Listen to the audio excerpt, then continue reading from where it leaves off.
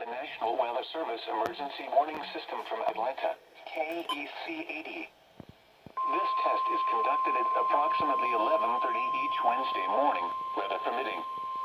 If this had been an actual emergency weather situation, the warning alarm would have been followed by an actual watch or warning. Reception of this broadcast and the warning alarm will vary at any given location. This variability, normally more noticeable at greater distances from the transmitter, will occur even if you are using a quality receiver in perfect working order.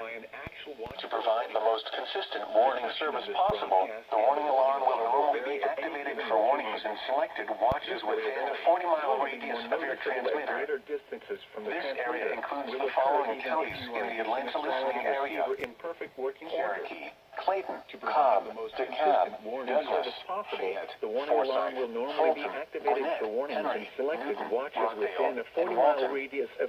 This concludes the weekly test of the warning alarm system. We now return to our normal weather broadcasting. Hancock, Henry, Jasper, Jones, Limerick, Monroe, Morgan, Newton, Oconee, Here is the official fourth. Tolliver, and Walton. This concludes the weekly test of the warning alarm system. We now return to our normal weather broadcasting.